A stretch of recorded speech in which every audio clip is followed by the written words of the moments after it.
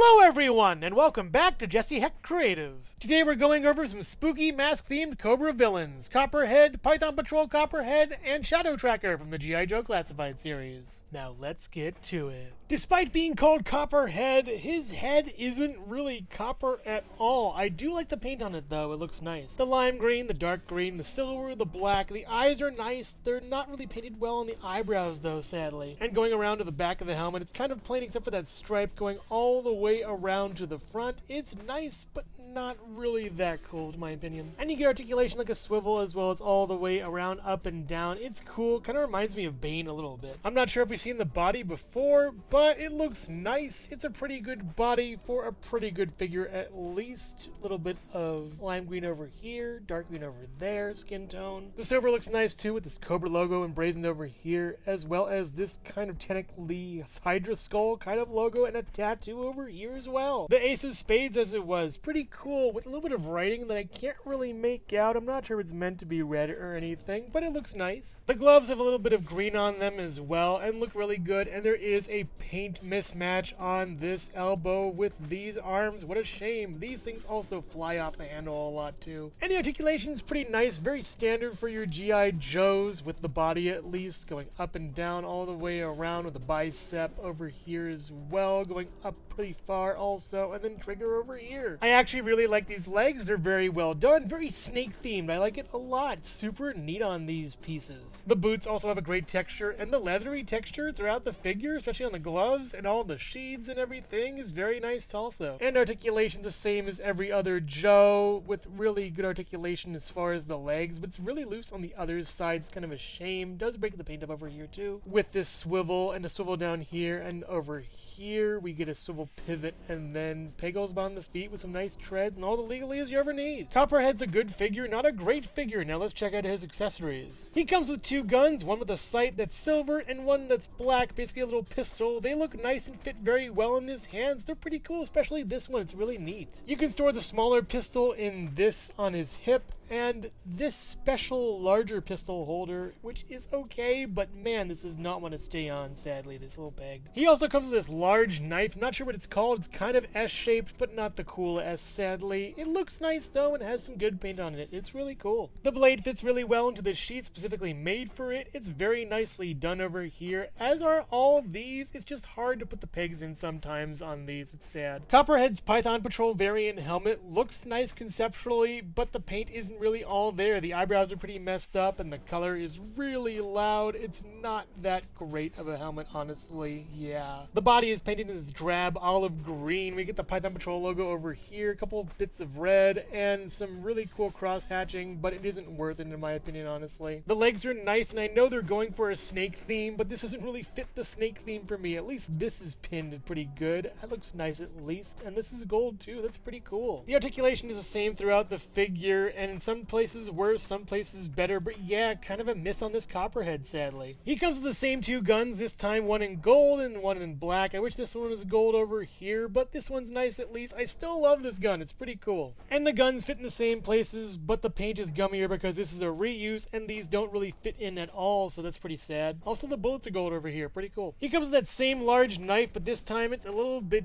darker and a little bit more rusted on the paint, so that's pretty cool. It's also shinier somehow. Very nice. I like how it looks from all angles. The sheath is red this time around, and it fits pretty well. Kind of hard to get in for some reason on this one, but yeah, it's cool, I guess. Here are both versions of Copperhead next to the recently reviewed Quick Kick. I do think the Quick Kick is honestly better than these two, but yeah, I like the original Copperhead over the Python Patrol variant. And Copperhead stands at about, I would say, 6 1/4, 6.5 inches tall or so. But all will soon become clear right after this.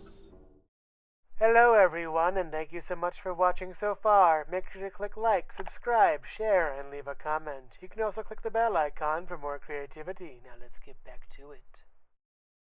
Shadow Tracker's head sculpt is very creepy. I love how this looks. The paint is insane on this thing. Wow, and the sculpting too is just great. The best part is this is not removable at all. We cannot even see whose face is underneath here. There's a really cool earring though over there, some gauges at least, and the hair is nicely sculpted too. Cool braid. This is a really neat looking figure. I love all the different types of paint on this one. It's very made with a lot of TLC. The swivel and then hinge up and down isn't that great, but man, that face sells it. The body body is a nice mishmash of military and kind of voodoo and bones and skulls, and man, it's just so much to go over here. The necklace is made of ribs and a small bird head. The shoulder pad's made of this really creepy panther lion skull thing with some fur on it. A couple of sharpened bones for wrist daggers or something like Wolverine or whatever, I don't know. A large rope belt with a couple of fangs over here, and a pelt or some kind of like jaguar, lion, whatever kind of pelt this is, ocelot. This patch on the back is definitely a snake skin. This is probably made from like some kind of leather or whatever that's really expensive or something. And what's great is a lot of this I think is Zartan, which is a really nice body mold, down to the legs too on that. And the articulation is really nice, solid.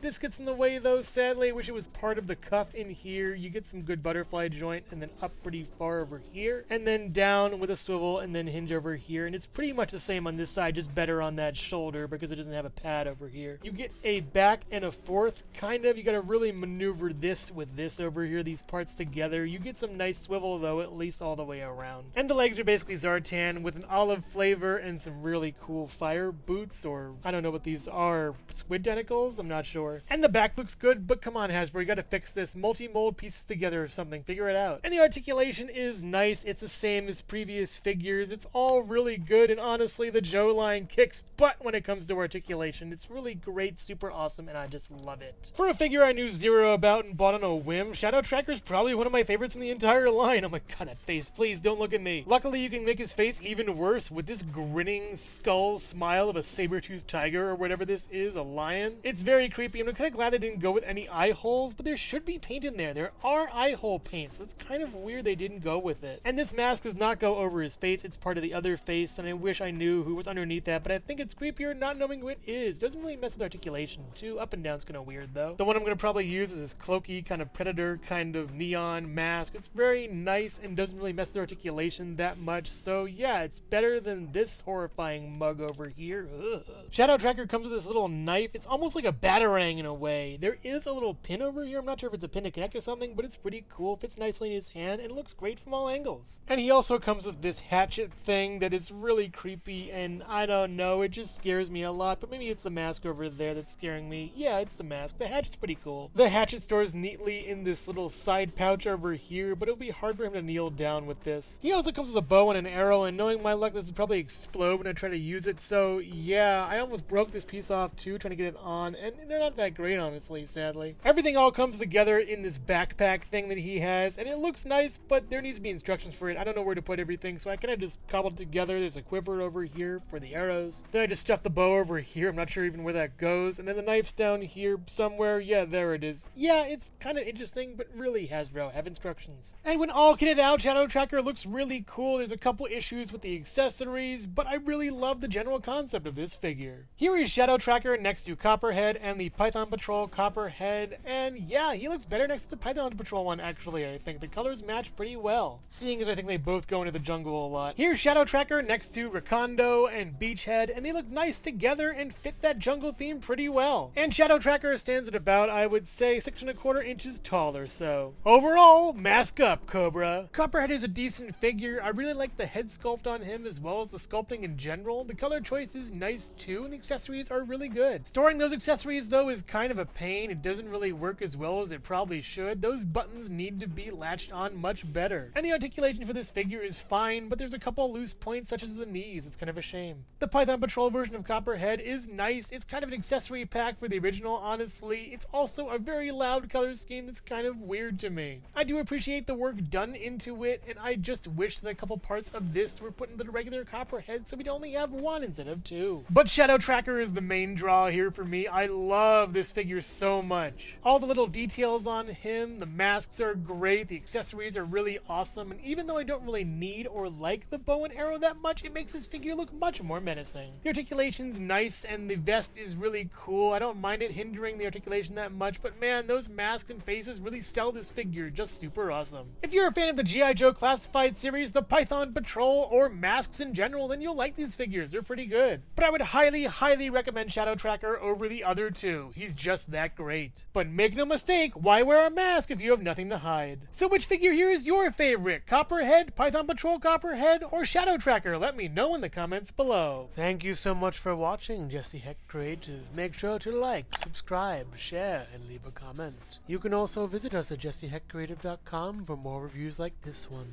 Thank you so much for watching, and do keep being creative. Stay tuned.